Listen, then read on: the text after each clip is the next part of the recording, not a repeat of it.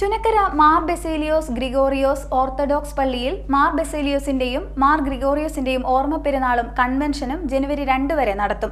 Orthodox സഭ മാവേലിക്കര ഭദ്രാസന മെത്രോപൊലീത്ത Abraham Mar Epiphanios കൊടിയേറ്റ് കർമ്മം നിർവഹിച്ചു.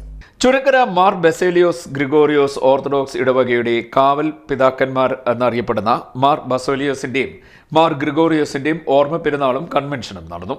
മാവേലിക്കര ഭദ്രാസന മെത്രോപൊലീത്ത എബ്രഹാം മാർ എപ്പിഫാനിയോസ് കൊടിയേറ്റ് നിർവഹിച്ചു. തുടർന്ന് പള്ളിയുടെ വിവിധ ഭാഗങ്ങളിലുള്ള കുരിശൻ സൗധങ്ങളിൽ കൊടിയേറ്റ് നടന്നു. വിവിധ ചടങ്ങുകൾ പള്ളിയിൽ ഇതുമായി ബന്ധപ്പെട്ട് നടക്കുന്നുണ്ട്. 26-ന് വ്യാഴാഴ്ച ഉച്ചയ്ക്ക് ഇടവക യുവജന പ്രസ്ഥാനം നേതൃത്വം നൽകുന്ന ecumenical choir competition heavenly harmony season നടക്കും. ഇടവകയിലെ ആധ്യാത്മിക സംഘടനകളുടെ സഹകരണത്തോടുകൂടി ക്രിസ്മസ് കലാസന്ധ്യ പിറവി എന്ന പേരിൽ പരിപാടി നടത്തും.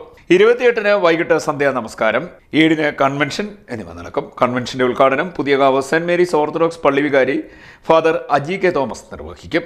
വികാരി father Shiji Koshy, trustee B Babukutty, secretary James Thomas, പെരുന്നാൾ കൺവീനർ വൈ കുഞ്ഞുമോൻ, പെരുന്നാൾ കമ്മിറ്റി അംഗങ്ങൾ എന്നിവർ ചടങ്ങുകൾക്ക് നേതൃത്വം നൽകുന്നു. CD net news, Charimood.